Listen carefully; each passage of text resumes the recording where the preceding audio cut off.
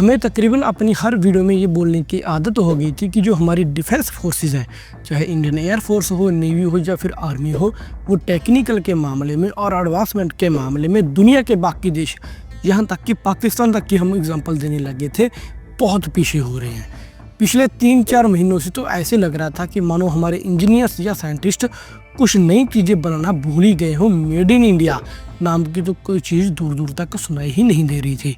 ऐसे लग रहा था कि हमारी सरकार ने ही कई प्रोजेक्ट ना ये बंद कर दिया हो, फंड्स ना देने बंद कर दी हो, जिसके चलते हमारी नेवी, एयरफोर्स या फिर आर्मी को एडवांस वेपन्स नहीं मिल रही सही कसर उन झटकों ने पूरी कर दी जो एमका, तेजस, टेड-बीएफ जैसे प्रोजेक्ट्स ने हमें दिए।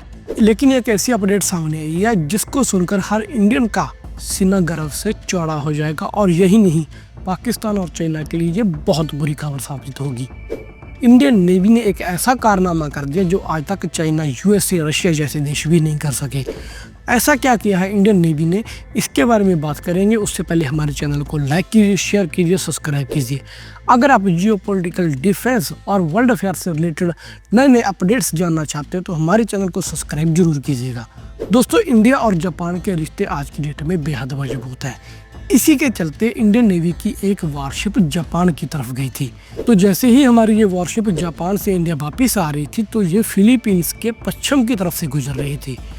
वहीं पर हमारी इंडियन नेवी का सामना होता है चाइनीज नेवी से। कहते हैं, रिपोर्ट्स ये हैं कि चाइनीज नेवी ने अपने 3 वॉरशिप्स और एक मॉन्स्टरशिप इंडियन नेवी के इस वॉरशिप के पीछे लगाया। हालात ऐसे हो गए थे और ये Chinese worship plus monster worship Indian worship के इतना करीब आ गए थे, ऐसा लगने लगा था कि अब इन दोनों देशों के बीच टकराव होगा। लेकिन दोस्तों, ऐसा हुआ क्यों? दरअसल जो साउथ चाइना सी का पूरा रीजन है, इसको चाइना क्लेम करता है, और जो फिलीपींस की मैरीटाइम बॉर्डर्स हैं, यानी कि जो समुंदर के बॉर्डर्स हैं फिलीपींस के, उनकी तो चाइना कदर करता ही नहीं। अब उसी के चलते क्या हो रहा था, जो ये विवादित एरिया था फिलीपींस के आसपास वाला, जिसको चाइना भी क्लेम कर रहा है, फिलीपींस भी क्लेम कर रहा है, वहां से हमारी ये वॉरशिप गुजर रही थी। तब चाइनीज नेवी ने हमारी नेवी का पीछा किया। लेकिन ये चाइनीज नेवी ने भारतीय वॉरशिप का पीछा क्यों किया? दोस्तों, दरअसल चाइना इस रीजन में चाहता है अपनी दादागिरी। चाइना चाहता है कि जो भी वॉरशिप या कोई भी शिप इस एरिया से गुजरे उसे चाइना की परमिशन लेनी पड़े। इसी के चलते उन्होंने कई बार फिलीपींस की जो वॉरशिप्स हैं या नॉर्मल शिप्स हैं उनको डुबाने की भी कोशिश करी। यहाँ तक कि चाइना के जो नेवल फोर्सेस हैं और फिलीपींस की नेवल फोर्सेस हैं, उनके बीच हाथोपाई भी हुई। लेकिन क्या चाइना ने सिर्फ भारत की शिप को रोका है? ऐसा नहीं दोस्तों। कोई भी शिप अगर उस ओरिजिन से गुजरती है, चाइनीज शिप उसका यही हशर करते हैं, उसके पीछे दौड़ते हैं और वहाँ पे तनाव पैदा करने की कोशिश करते हैं। दूसरे देशों को डरा कर ये इनडायरेक्ट मैसेज देने की कोशिश है कि ये इलाका हमारा है और यहाँ के हम गुंडे हैं। तो क्या भारत सरकार को इस मसले को सीरियसली लेना चाहिए? मुझे नहीं लगता। लेकिन हाँ, चाइना के लिए एक आंसर इसका देना जरूर बनता है। इसी के चलते हमारी नेवी, क्योंकि हमने चाइनीज नेवी, अगला जो युद्ध होगा हमारा बॉर्डर्स के ऊपर नहीं होगा, आर्मी का युद्ध नहीं होगा, चाइना के खिलाफ अगर बड़ा युद्ध होगा वो समंदर में होगा, क्योंकि साउथ चाइना सी रीजन है जो वो भी इम्पोर्टेंट है, और चाइना अपनी प्रेजेंस हिंद महासागर में भी बढ़ा रहा है। आपको पता होगा चाइना की स्ट्रिंग ऑफ पर्स जो स्ट्रेटजी कैसे उसने श्रीलंका का हमनटोटा पोर्ट, आगे मालदीव्स को अपने कब्जे में किया है, आगे और पूरे तरीके से हिंद महासागर में इंडिया को घेरने की कोशिश कर रहा है। खबर तो ये भी है कि बांग्लादेश का चटगांव पोर्ट जो था वहाँ पर भी चाइना अपना कब्जा करना चाह रहा है, उसे लेना चाह रहा है। इसी के चलते जरूरत थी कि हम अपनी नेवी को स्ट्रॉन्ग करें। इसी के चलते ये बड़ा अपडेट आया है, भारतीय नेवी ने ऐसा कारनामा कर दिखाया है जो दुनिया की किसी और नेवी ने नहीं किया।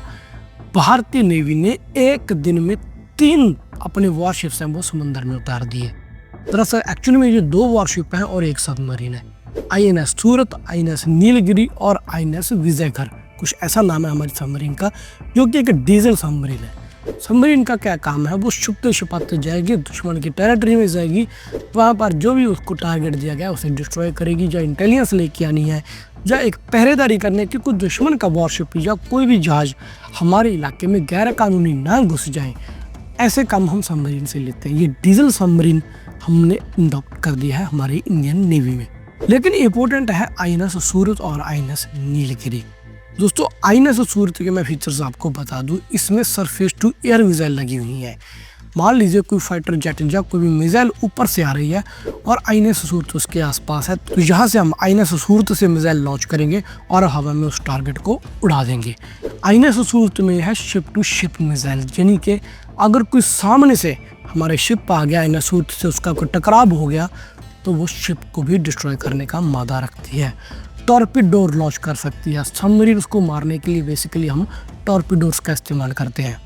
अगर कोई दुश्मन की सबमरीन नीचे आ रही है तो ये इसमें एडवांस रडार सेंसर सिस्टम्स लगे हुए हैं, वो एरिया को डिकोड करेंगे, सारा सबमरीन की लोकेशन का पता लगाएंगे, वहाँ पे हम टॉर्पीडो लॉन्च कर देंगे। टॉर्पीडो एक मान लीजिए कि पानी में चलने वाली मिसाइल है, हालांकि मिसाइल नहीं होती, मिसाइल से काफ़ी अलग होती है। समझाने के लिए उसका काफ़ी एडवांस सिस्टम रहता है, वो पानी के अंदर से जाकर दुश्मन के ऊपर अटैक करेगा। आईएनएस नीलगिरी दोस्तों, ये अपने आप में किसी एयरक्राफ्ट कैरियर से कम नहीं, क्योंकि रिपोर्ट से सामने आई है कि इसमें हम 7 से 8 क्रूज मिसाइलें और हाइपरसोनिक मिसाइलें तैनात कर सकते हैं।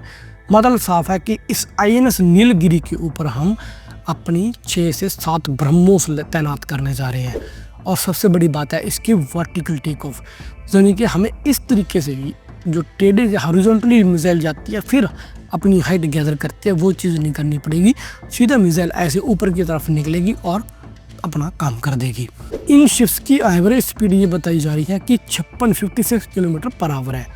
अगर आपको ये लग रहा है कि यार 56 किलोमीटर पर आवर की स्पीड कम है ना दोस्तों, आप इसका वजन नोट कीजिए। इसका वजन इनका होगा तकरीबन 7000 टन। हमारी जो गाड़ी है हम 120 से 130 की स्पीड पे भगाते हैं, उसका वजन मुश्किल से 1-2 टन होगा, लेकिन इसका वजन कितना है 7000 टन। गाड़ी को हम काउंटर करते हैं ना कि कवर करते हैं कि ये कितने हॉर्स पावर है या ट्रैक्टर हमारा कितने हॉर्स पावर है, तो ये मान लीजिए कि ये कितनी एलिफेंट पावर होगी। 7000 टन की ये बड़ी भयंकर शिप है हमारी। ये तीनों शिप्स हमारे जो 2 एयरक्राफ्ट कैरियर्स हैं उनके साथ मिलकर हिंद महासागर को प्रोटेक्ट करने में हमारी मदद करेंगे। जो इंडिया का इन्फ्लुएंस है इंडियन ओशन में वो बढ़ाने में मदद करेंगे।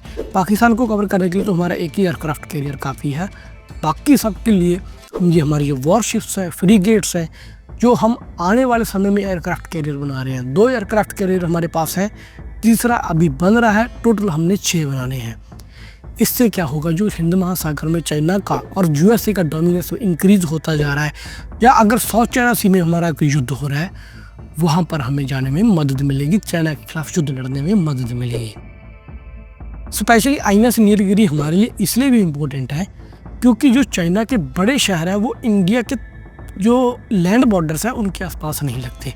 ये तो तिब्बत का एरिया जो उन्होंने कब्जाया है। अगर हमने चाइना को हट करना है, नुकसान करना है, तो हमें साउथ चाइना सी में जाना पड़ेगा, वहाँ से हमारी मिसाइलें लॉन्च करनी होगी, क्योंकि चाइना के बड़े शहर बीजिंग या और शिंगाई जैसे शहर जो है वो साउथ चाइना सी के आसपास लगते हैं सारे। इसीलिए भी ये हमारी वॉरशिप्स इंपॉर्टेंट हो जाती है हमारी इंडियन नेवी के लिए। खैर आपका क्या कहना है, जो ये मेड इन इंडिया शिप्स हमारे इंडियन नेवी में टोटली 75% ये मेड इन इंडिया है।